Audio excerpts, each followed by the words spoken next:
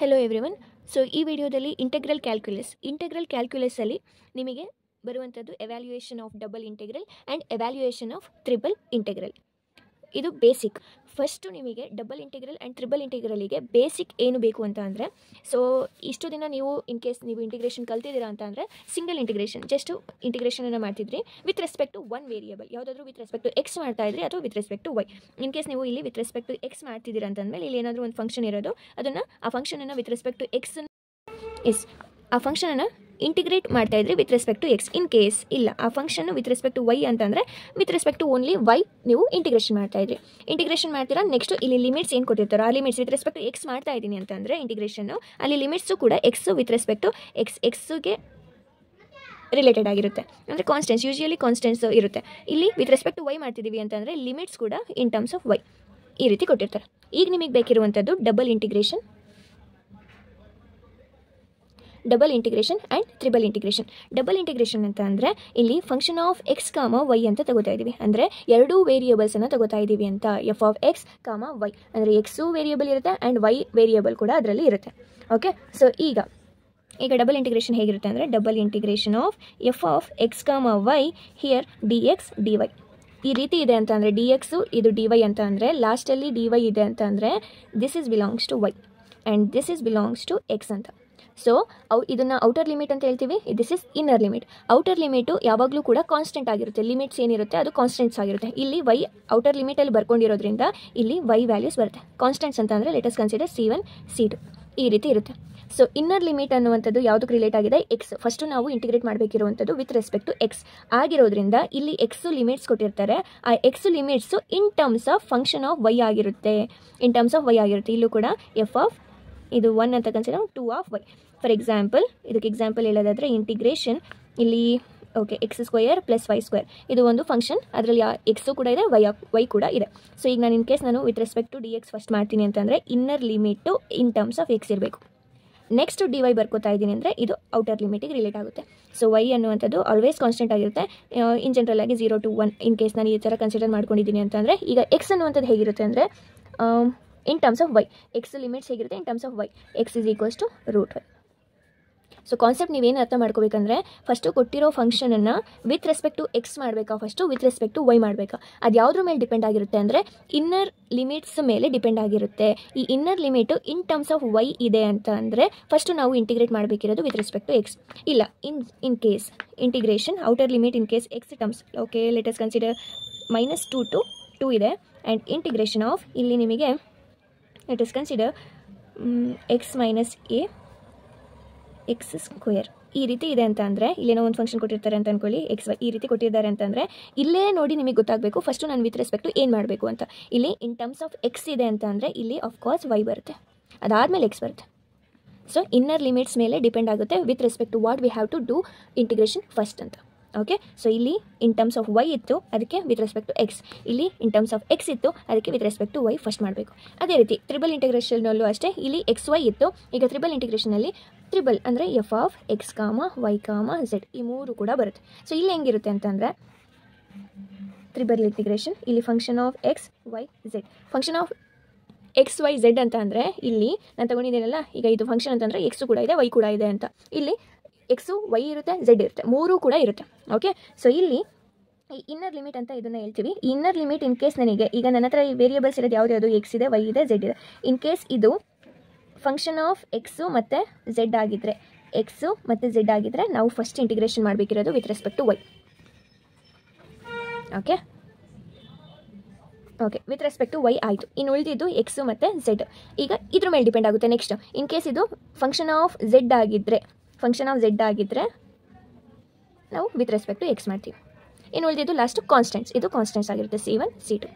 So ಉಳಿದಿದ್ದು D Z. Okay, same in case ನಾನು ಇದಕ್ಕೆ ಎಕ್ಸಾಂಪಲ್ ಅಂತ ಕನ್ಸಿಡರ್ ಮಾಡಿದ್ರೆ ಟ್ರಿಬಲ್ ಇಂಟಿಗ್ರೇಷನ್ ಇಲ್ಲಿ ಎಕ್ಸ್ ಪ್ಲಸ್ ವೈ ಅಂತ ಕನ್ಸಿಡರ್ ಮಾಡ್ತೀನಿ, ಎಕ್ಸ್ ಮೈನಸ್ ವೈ ಅಂತ ಕನ್ಸಿಡರ್ ಮಾಡ್ತೀನಿ. ಇಲ್ಲಿ ಸಮ್ ಫಂಕ್ಷನ್ ಇರುತ್ತೆ let us consider okay X square plus X Y plus Y square ಈ ಥರ ಏನೋ ಒಂದು ಫಂಕ್ಷನ್ ಇದೆ ಅಂತ ಅಂದ್ಕೊಳ್ಳಿ.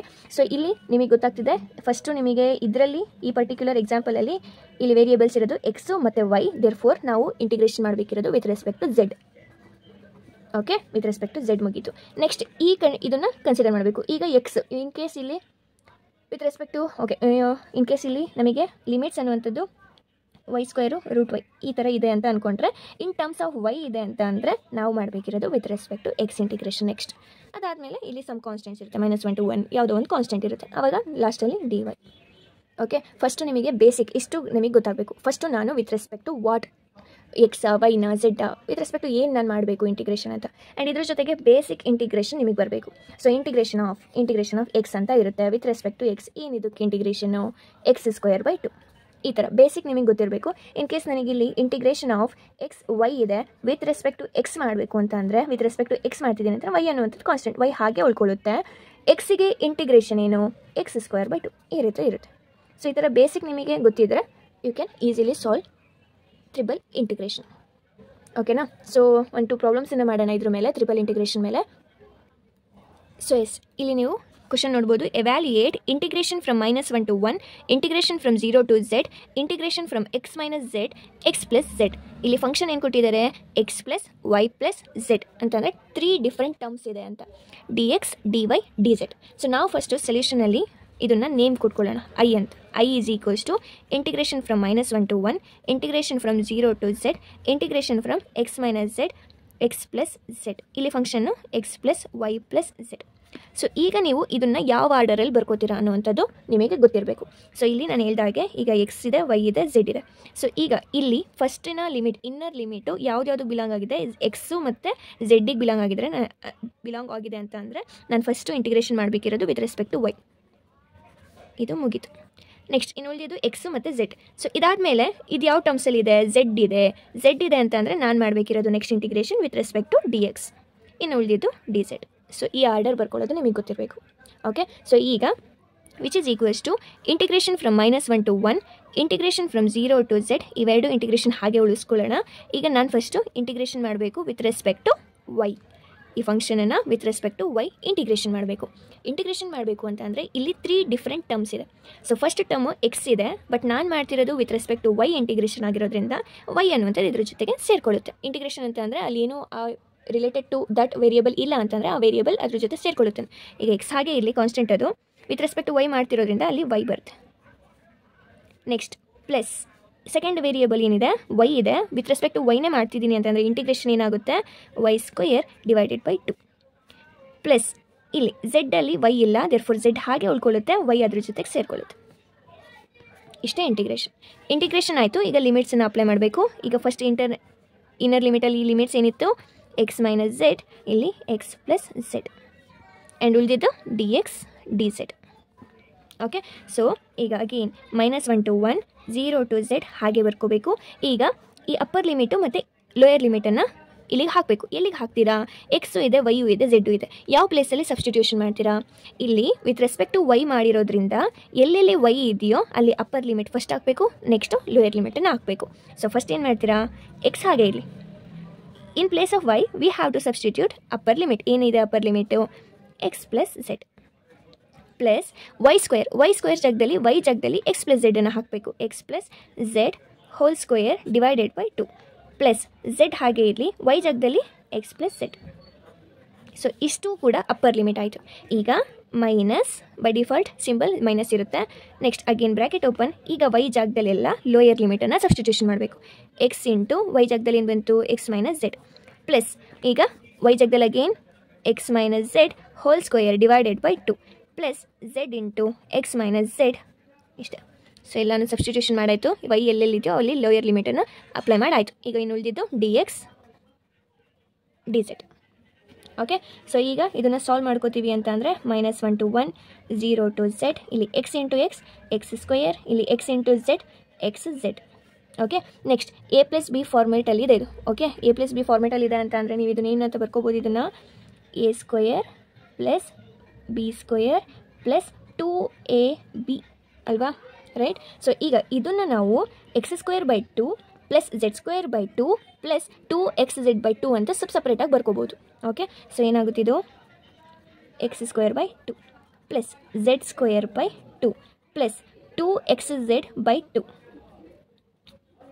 ಎಷ್ಟು ಪ್ಲಸ್ ಇಲ್ಲಿ zx + z² ಇಷ್ಟಾಯಿತು. ನೆಕ್ಸ್ಟ್ ಮೈನಸ್ ಹಾಗೆ ಇರಲಿ.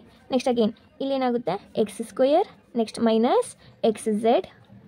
ಅಗೇನ್ ಇಲ್ಲೂ ಅಷ್ಟೇ a minus b whole square formula, a square plus b square minus 2ab. ಇಲ್ಲೂ ಕೂಡ ಅಷ್ಟೇ x square by 2 z square by 2 minus 2xz/2 ಅಂತ ಬರ್ಕೋಬೇಕು. ಸೊ plus x square by 2 plus z square by 2 minus 2xz/2 plus ಈಗ zx minus z square remaining dx dz. Okay, so -1 to 1 -0 to z ಈಗೇನಾಗುತ್ತೆ x square plus x z minus x square by 2 plus z square by 2 plus ಈ 2 get cancel. ಇನ್ನು ಉಳಿಯೋದಿಲ್ಲಿ x z plus z x plus z square. ಈ ಮೈನಸನ್ನು remove ಮಾಡಿದ್ರೆ, ಈ ಬ್ರ್ಯಾಕೆಟಲ್ಲಿ remove ಮಾಡಿದ್ರೆ ಏನಾಗುತ್ತೆ, ಮೈನಸ್ ಇಂಟು ಇಲ್ಲಿ ಪ್ಲಸ್ ಇದೆ ಅಂತಂದರೆ minus into plus minus x square, next minus into minus plus x z, again minus into plus minus x square by 2, again minus into plus minus z square by 2, next minus into minus plus ಈ 2 get cancel zx minus into plus minus zx, next minus into minus plus z square. Okay, ಇಲ್ಲಿ ನಮಗೆ ಏನೇನು cancel ಆಗುತ್ತೆ ನೋಡ್ಕೊಳ್ಳಿ. Minus x z square plus x z square minus z square by 2 plus z square by 2, next minus zx plus zx, next minus x square plus x square. Next ಇನ್ನು ಏನಾದರೂ cancel ಆಗೋದೇ ಇದೆಯಾ? No. So ಈಗ ನಿಮಗೇನು ಉಳಿದಿದೆ ಅಂತ ಅಂದರೆ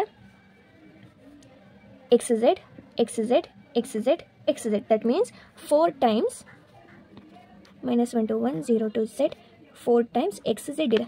next x z square 2 times ಇದೆ. ಸೊ 2 ಟೈಮ್ಸ್ 2z ಸ್ಕ್ವೇರ್, ಇಷ್ಟು ಉಳಿಯುತ್ತೆ 2x 2z. ಓಕೆ, ಈಗ ಇಷ್ಟು ಸಾಲ್ವ್ ಆದಮೇಲೆ with respect to x integration ಮಾಡಬೇಕು. With respect to x integration ಮಾಡ್ತಿದ್ದೀನಿ ಅಂತಂದರೆ ಝೆಡ್ ಅನ್ನುವಂಥದ್ದು ಕಾನ್ಸ್ಟೆಂಟ್. ಸೊ ಏನಾಗುತ್ತೆ ಈಗ -1 to 1 ಇಂಟಿಗ್ರೇಷನ್ ಮಾಡ್ತಿದ್ದೀನಿ ಅಂತಂದರೆ ಇಂಟಿಗ್ರೇಷನ್ ಸಿಂಬಲ್ ಬರೆಯೋ ಹಾಗಿಲ್ಲ ಈಗ. ಸೊ 4x ಈಗ ವಿತ್ ರೆಸ್ಪೆಕ್ಟ್ ಟು ಎಕ್ಸ್ ಮಾಡ್ತಿದ್ದೀನಿ ಅಂದರೆ 4z ಅನ್ನುವಂಥದ್ದು constant.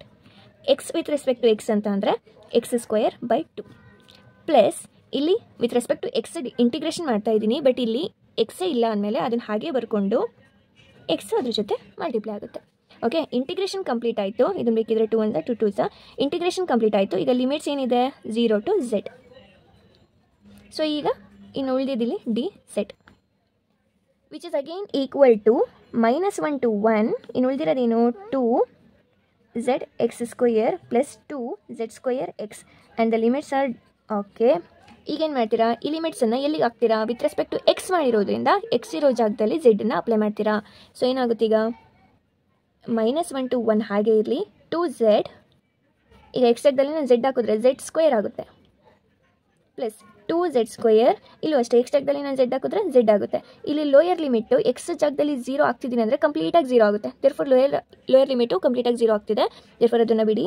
Next into d z which is equals to -1 to 1 2 z into z square ಅಂತಂದರೆ z cube plus 2 again z square into z ಅಂತಂದರೆ z cube into d z. 2z cube ಏನಾಯಿತು 4z cube d Z. Okay, so ಈಗ 4ಅನ್ನು ಆಚೆ ತೆಗಿಯೋಣ ಅಥವಾ ಹಾಗೆ ಇರಲಿ. Okay, integration of 4z³ with respect to z ಅಂತ ಅಂದರೆ 4 ಅನ್ನುವಂಥದ್ದು ಕಾನ್ಸ್ಟೆಂಟ್, ಅದು ಹಾಗೆ ಇಟ್ಕೊಳ್ಳೋಣ. 4z ಕ್ಯೂಬಿಗೆ ಇಂಟಿಗ್ರೇಷನ್ ಏನು z⁴/4 ಅಂತ. So and the limits are -1 to 1.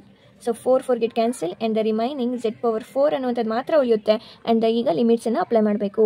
ಲಿಮಿಟ್ಸನ್ನು apply ಮಾಡ್ತಿದ್ದೀವಿ ಅಂದರೆ z ಪ್ಲೇಸಲ್ಲಿ ಅಪ್ಪರ್ ಲಿಮಿಟನ್ನು ಹಾಕ್ತೀವಿ 1/4 ಮೈನಸ್ ಈಗ ಲೋಯರ್ ಲಿಮಿಟನ್ನು ಹಾಕಿದ್ರೆ -1/4.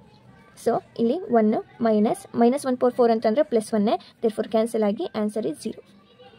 This is the final integration. So ಸ್ವಲ್ಪ ಲೆಂತಿ ಇದೆ, ಬಟ್ ಪ್ರಾಕ್ಟೀಸ್ ಇದ್ದು ಇಂಟಿಗ್ರೇಷನ್ ತರೋ ಇದ್ದರೆ you can easily solve this. Okay, thank you.